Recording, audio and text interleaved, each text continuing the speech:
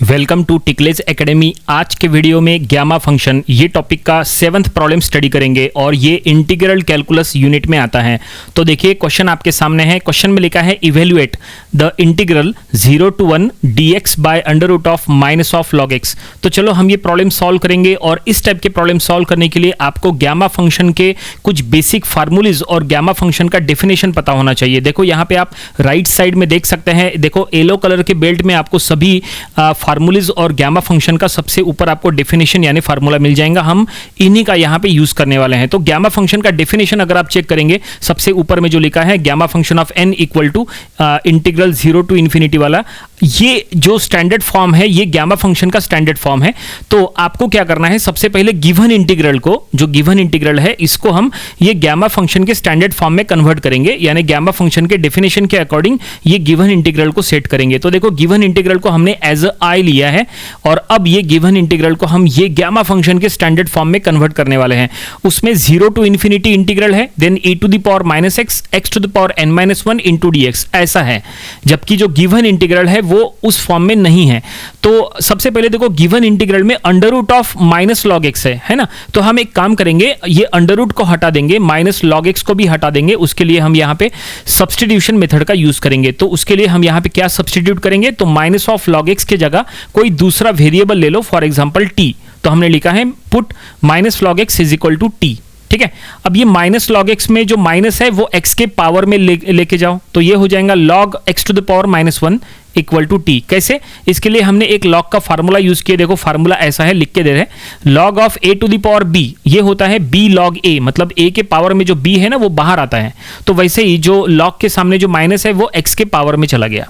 अब यहाँ पे लॉग को राइट साइड में शिफ्ट करो, तो लॉग जब राइट साइड में चला जाएगा तो वो एक्सपोनेंशियल बन जाएगा और राइट साइड में हो जाएगा e to the power t। अब लेफ्ट हैंड साइड में x इनवर्स है ना, तो वो x इनवर्स का वहां पे x रहने दो और राइट हैंड साइड का टर्म इनवर्स कर लो, तो वो हो जाएगा finally x is equal to e to the power minus t. It means हमने इनडायरेक्टली ऊपर के स्टेप्स का, यहाँ पे ऊपर के स्टेप का रेसिप्रोकल ले लिए, तो नीचे का स्टेप बन गया x is equal to e to the power minus T. और अब इसको डिफरेंशिएट करो, क्योंकि हमें जो टर्म सब्सटीट्यूट करना होता है उसको डिफरेंशिएट करना पड़ता है। तो डिफरेंशिएट करने पर x का डिफरेंशिएशन dx और राइट हैंड साइड में e to the power minus T का differentiation minus e to the power minus T और t का डिफरेंशिएशन dt। तो फाइनली इतने टर्म्स हमें सब्सटीट्यूट करना है ऊपर के i वाली इक्वेशन में। तो चलो सब्सटीट्यूट करेंगे, लेकिन पहले एक काम करेंगे, लिमिट भी हम चेंज कर लेंगे। जो ऊपर की लिमिट है वो x की लिमिट है, लेकिन अब हमें t की लिमिट फाइंड आउट करना पड़ेगा।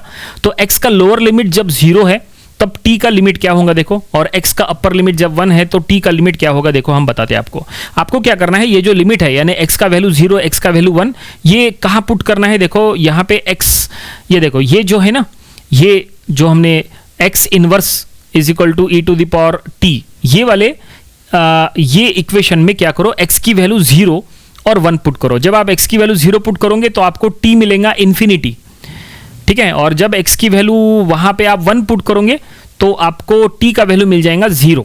इट मींस फाइनली हमें lower limit and upper limit मिल गया। लोअर लिमिट इन्फिनिटी है और अपर लिमिट 0 है। तो चलो फाइनली सभी क्या क्या टर्म्स हमें सब्सटीट्यूट करना है ये हमने आपको बता दिए और अब चलो सब्सटीट्यूट करेंगे। सो i इक्वल टू, देखो हम अब कैसा लिखेंगे, integral in the form of t लिखने वाले हैं। So i equal to integral, limit रहेगा अब 0 to infinity, sorry infinity to 0, नीचे इन्फिनिटी रहेगा ऊपर 0 रहेगा, ठीक है। नीचे इन्फिनिटी क्योंकि लोअर लिमिट इन्फिनिटी है और अपर लिमिट 0 है। और अब देखो dx के जगह minus e to the power minus t into dt रखे न्यूमरेटर में, और डिनोमिनेटर में under root of minus log x के जगह अंडर रूट ऑफ t ऐसा रखे, ठीक है। और अब यहाँ पे ये जो पूरा इंटीग्रल है जो हमने t के फॉर्म में लिखे, अब इसको गैमा फंक्शन के स्टैंडर्ड फॉर्म में कन्वर्ट करो। देखो गैमा फंक्शन का स्टैंडर्ड फॉर्म देखते जाओ। गैमा फंक्शन के स्टैंडर्ड फॉर्म में अगर आप चेक करेंगे इंटीग्रल 0 टू इन्फिनिटी है, जबकि अभी जो इंटीग्रल हमारे पास है वो इन्फिनिटी टू 0 है। तो क्या करो, इसको चेंज करो। इसके लिए हम इंटीग्रेशन की एक प्रॉपर्टी यूज करेंगे। अगर आप माइनस का यूज करते हैं तो ये लिमिट चेंज हो जाती है। तो देखो अंदर में ऑलरेडी माइनस है ना, तो माइनस को हटा दो। अगर आप माइनस हटाओगे तो लिमिट चेंज हो जाएंगे। देखो 0 इन्फिनिटी के जगह आ गया और इन्फिनिटी 0 के जगह गया। ठीक है। सो इंटीग्रल 0 टू इन्फिनिटी हो गया, एक्सपोनेंशियल का टर्म बाहर में लिखो और अंडर रूट ऑफ टी का टर्म बाद में लिखो इनटू dt। अब ये जो अंडर रूट ऑफ टी है इसको t टू द पावर 1/2 ऐसा लिख सकते हैं।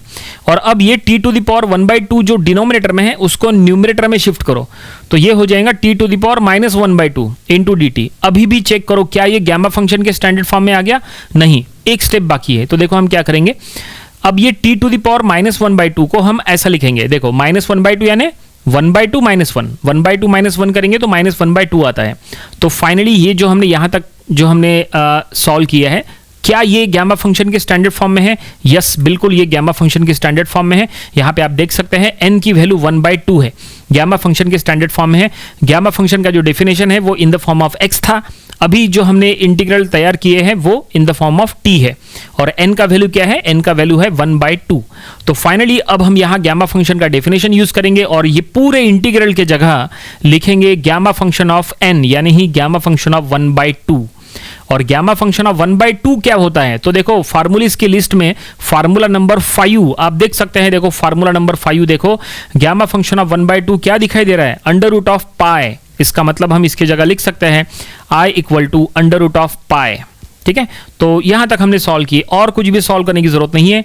गिवन इंटीग्रल की वैल्यू इवेल्युएट करने के लिए कहा था, हमने इवेल्युएट कर लिया है, हमें वैल्यू मिली है अंडर रूट ऑफ पाई। ठीक है, सो लेफ्ट हैंड साइड में गिवन इंटीग्रल लिख लेंगे और फाइनली ये हमें जो रिजल्ट मिला है यही इसका फाइनल आंसर है और प्रॉब्लम यहीं पे कंप्लीट हो गया। आई होप आपको ये पूरा प्रॉब्लम कैसे हमने सॉल्व किए, कैसे हमने इसको स्टैंडर्ड फॉर्म में कन्वर्ट किए, कैसे सब्स्टिट्यूशन मेथड यूज किए, कैसे उसको डिफरेंशिएट किए, कैसे हमने यहाँ पे लिमिट चेंज करे, सब कुछ आपको समझ में आया होगा। ये प्रॉब्लम और इसी तरह के प्रॉब्लम्स आपको घर में प्रैक्टिस करके देखना चाहिए ताकि एग्जाम में ये पूरी तरह से सॉल्व हो जाए। तो ये था गामा फंक्शन, ये टॉपिक का प्रॉब्लम नंबर 7। इसके पहले के 6 प्रॉब्लम्स वो भी आप स्टडी कर लीजिए और उसको प्रैक्टिस करिए, और इसके आने वाले दिनों में हम इसके और भी नंबर ऑफ प्रॉब्लम स्टडी करेंगे ताकि इसकी और अच्छे से प्रैक्टिस हो जाए। तो मिलते हैं नेक्स्ट वीडियो में। Thanks for watching this video.